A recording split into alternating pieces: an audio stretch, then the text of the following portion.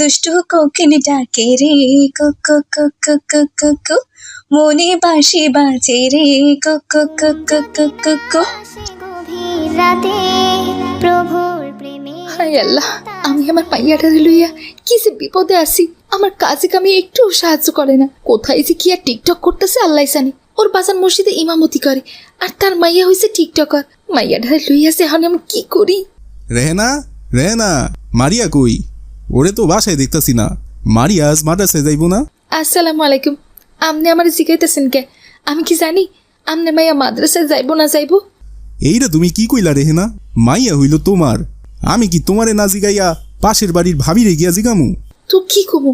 আপনার মাইয়া আমার কথা শুনলি তো আপনি দেখেন গা গিয়া কোথাও গিয়া টিকটক করতেছে।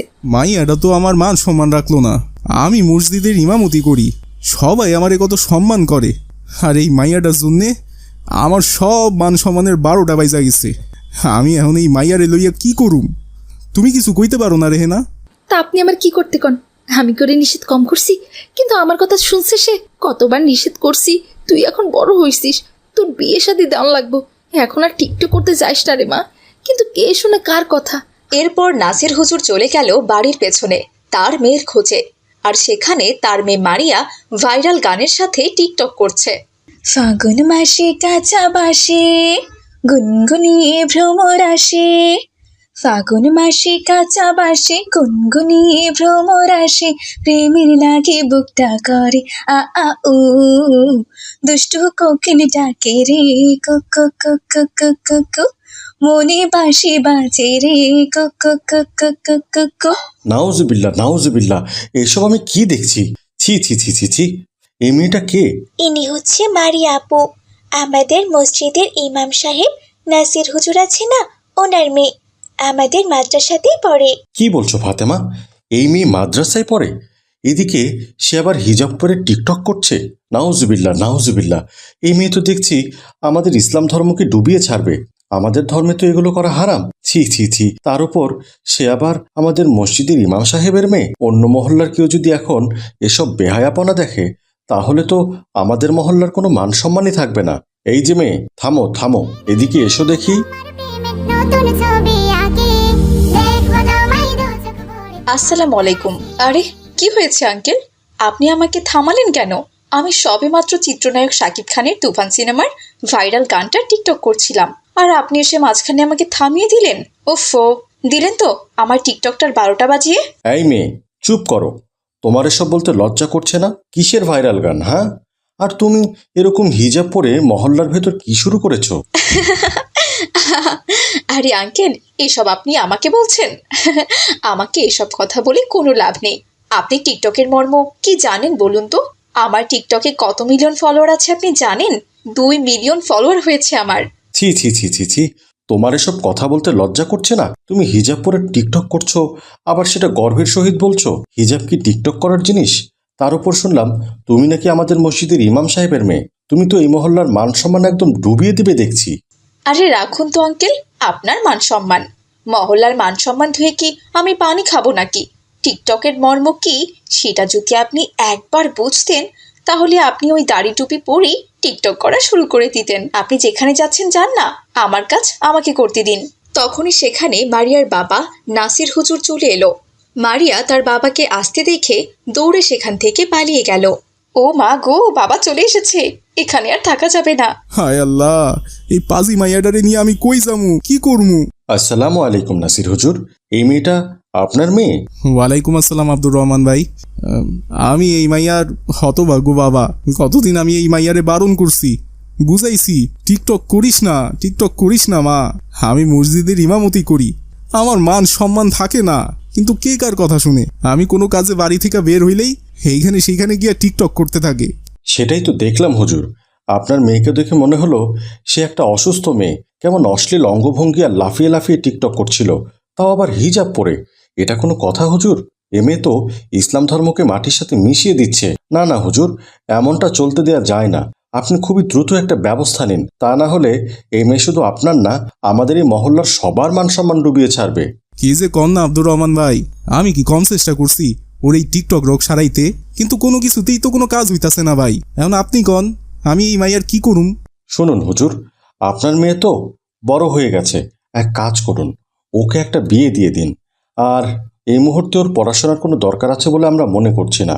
ভালো একটা হুজুর রকমের জামাই দেখে ওর বিয়ে দিয়ে দিন। দেখবেন জামাই ওকে কন্ট্রোলে নিয়ে আসবে। আস্তে আস্তে সংসারের ঝামেলায় এসব টিকটক করাও ছেড়ে দেবে। তা না হলে ও কিন্তু আপনার মান সম্মান রাখবে না, সেই সাথে এই মহল্লার অন্যদের মান সম্মানও রাখবে না। আব্দুর রহমান ভাই, আপনি তো ভালো কথা কইছেন, কিন্তু আমার এই টিকটকার মাইয়ারে কে বিয়া করবো কন? যদি শ্বশুর বাড়িতে গিয়াও টিকটক করে তখন তো আমার মান সম্মান শেষ হইয়া যাইব। এখন তো আমি বাপ বইলা কিছু কই না, সহ্য করি, কিন্তু শ্বশুর বাড়ির মানুষ তো মানবো না এইসব, ঘাট ধইরা বাড়ি থেকে তাড়াইয়া দিব। না না হুজুর, আমার বিশ্বাস ও শ্বশুর বাড়িতে গিয়ে এমন কিছুই করবে না। আমার হাতে একটা ভালো ছেলে আছে, মাদ্রাসার শিক্ষক, সে খুবই ভালো ছেলে। আমি চাচ্ছি আপনার মেয়ে যেহেতু দেখতে শুনতে ভালো, পড়াশোনাও মোটামুটি জানে, ওই ছেলের সাথে আপনার মেয়ের বিয়ে দিলে দেখবেন আস্তে আস্তে সবকিছুই ঠিক হয়ে গিয়েছে। আচ্ছা ঠিক আছে আব্দুর রহমান ভাই, আপনি ওই ছেলের সাথে বিয়ার ব্যবস্থা করেন, আমি ওর বিয়া করাই দিমু।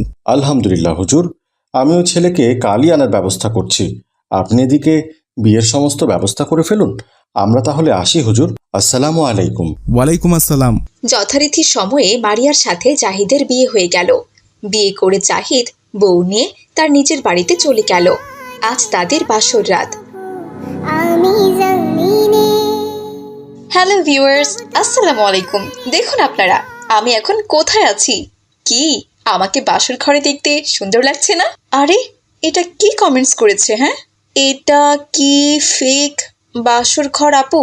আরে গর্ধব, ফেক বাসর ঘর কেন হতে যাবে? হ্যাঁ, এটা আমার রিয়েল বাসর ঘর। রিয়েল রিয়েল, বুঝতে পেরেছো? টিকটক মারিয়া যেমন রিয়েল, আমার বাসর ঘরও তেমনি রিয়েল। আরেকজন কমেন্ট করেছে, আপু আপনি তো বিয়ে করে ফেলেছেন, কিন্তু আপনার জামাইকে তো দেখালেন না। ঠিক কথাই বলেছো। আমার তো মনে ছিল না, আমার জামাইকে তো দেখাতে হবে। দুদিন পর তো টিকটকের সাথে সাথে কাপল ব্লগও করতে হবে। জামাইয়ের ফেসটা আগে আমার ভিউয়ার্সদেরকে চিনিয়ে দেই। কিন্তু আমার জামাই এখনো আসছে না কেন? ওই তো চলে এসেছে। মারিয়া, আরে ওসব মারিয়া টারিয়া ছাড়েন তো। কখন থেকে আমার ভিউয়ার্সরা আপনাকে দেখার জন্য অস্থির হয়ে আছে। আগে তাদেরকে এসে দেখা দিন। এদিকে আসুন। এই যে আমার জামাই। কি ভিউয়ার্সরা, আমার জামাই সুন্দর না? কমেন্টস করে সবাই জানিয়ে দিন। মারিয়া, এটা তুমি কি করছো? আরে রাখেন তো, কি করছি মানে? আজকে আমার বিয়ের দিন, আর আমি এই দিনটা স্মরণীয় করে রাখবো না? আপনি এদিকে আসুন তো। আগে আমরা দুজনে মিলে একটা টিকটক করে নেই, বাসর ঘরের টিকটক। আমি এক লাইন গান গাবো, পরের লাইনে আপনি গাইবেন, কেমন? তাহলে শুরু করলাম। হ্যাঁ, তুমি দিও না গো বাসর ঘরের বাতি নিভাইয়া, আমি বন্ধ ঘরে অন্ধকারে যাব মরিয়া। কিন্তু জাহিদ মারিয়াকে এক ধমক দিয়ে বলল, এই মেয়ে, তুমি কি পাগল হয়ে গেছো? তুমি এসব কি করছো? তুমি কি জানো তুমি কাকে বিয়ে করেছো? আমি একজন মাদ্রাসার শিক্ষক, 5 ওয়াক্ত নামাজ পড়ি, নিয়মিত কোরআন তেলাওয়াত করি। আমি সবসময় চাইতাম আমি একজন দিনদার ইমানদার মেয়েকে বিয়ে করব, কিন্তু তুমি যে এমন, সেটা তো আমি জানতাম না। তুমি একটা টিকটকার মেয়ে, হিজাব বোরখা এগুলো পরে তুমি টিকটক করছো। ছি ছি ছি ছি ছি ছি, আমি এসব জানলে তোমাকে কখনোই বিয়ে করতাম না। তোমার মতো বউ আমার ঘরে দরকার নেই। তোমাকে আমি কালকেই ডিভোর্স দিয়ে দেব। তুমি আজ আমার সাথে থেকো না, তুমি আলাদা থাকো। আমি তোমাকে ছুঁয়েও দেখব না। আমাদের নবী করিম সাল্লাল্লাহু আলাইহি ওয়াসাল্লাম মেয়েদের মর্যাদা কত বাড়িয়ে দিয়েছে জানো তুমি? আর তুমি তোমার এই চেহারা ফেসবুকের মাধ্যমে দুনিয়াবাসীকে দেখাচ্ছ, অথচ তোমার থাকার কথা পর্দার ভেতরে। স্ত্রীর সৌন্দর্য একমাত্র তার স্বামী দেখবে, আর তুমি তা সবাইকে দেখাচ্ছ। আমি তোমাকে কালকেই ডিভোর্স দিয়ে দেব। জাহিদের এমন কথা শুনে মারিয়া বুঝতে পারল সে সত্যি অনেক বড় ভুল করেছে। কারণ মেয়েদের কাজ টিকটক করা নয়, ওদের কাজ ঘর সামলানো, পরিবার সামলানো, স্বামীর দেখাশোনা করা এবং নিজের চেহারা মানুষকে না দেখানো, একমাত্র স্বামীর জন্যই সাজগোজ করা। এই সব কিছু বুঝতে পেরে সে অঝরে কাঁদতে লাগলো। তারপর সে কান্না ছড়ানো কণ্ঠে বলল, আমাকে আপনি ক্ষমা করে দিন। আমি আসলে না বুঝে এতগুলো দিন এসব কিছু করেছি। আসলে আমি বুঝতে পারিনি আমার এই টিকটকের জন্য বাবাকেও অনেক অপমানিত হতে হয়েছে। এখন আমি চাই না আপনিও আমার জন্য অপমানিত হন। আপনি আমাকে ক্ষমা করে দিন। আমি এই আজ থেকে টিকটক করা ছেড়ে দিব। আমি আর কখনো মোবাইল ফোন ব্যবহার করব না। দয়া করে আপনি আমাকে ডিভোর্স দেবেন না। আমাকে ভালো হওয়ার অন্তত একটা সুযোগ করে দিন আপনি। মারিয়ার কথা শুনে জাহিদ বুঝতে পারল যে মারিয়া সত্যি অনেক ভালো হয়ে যাবে, তাই সে তাকে ক্ষমা করে দিল। তারপর থেকে মারিয়া আর কোনোদিনও টিকটক করেনি। সে তার স্বামীর সেবা করত, 5 ওয়াক্ত নামাজ পড়ত আর ঘরের সব কাজ করত।